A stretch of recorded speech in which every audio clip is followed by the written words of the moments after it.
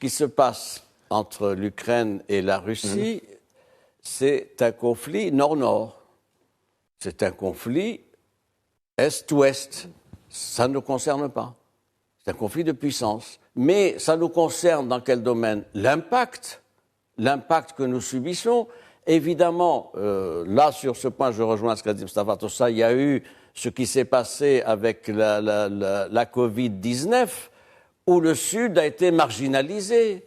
Savez-vous qu'il y a simplement 10% de la population africaine qui est vaccinée? Le Maroc est l'un des premiers, on est à 60%.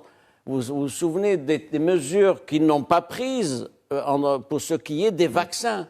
Donc il y a déjà un traitement inégalitaire qui n'est pas conforme à l'esprit de leur discours officiel. Deuxième observation, le Maghreb ne les intéresse pas. Ça ne les intéresse pas. Regardez ce qui se passe. Et ça les intéresse qu'en matière sécuritaire.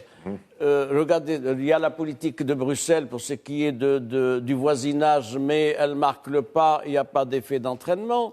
Il y a en termes géostratégiques, je crois que c'est important à relever, le fait qu'il y a une marginalisation de l'espace maghrébin et qu'il y a une reconfiguration, une accentuation de l'approche géostratégique pour ce qui est de l'Europe, avec ce paramètre-là, c'est-à-dire le fait d'activer une bipolarité États-Unis-Chine, fondamentalement, c'est ça la lecture stratégique. Sur cette rivalité est venue se greffer la question de la Russie et du conflit et l'affaissement en même temps de l'Europe. Donc les mutations qu'il y a dans le système international et géostratégique sont là et elles ne permettent pas de donner des gains ou de marquer un intérêt particulier pour le Maghreb.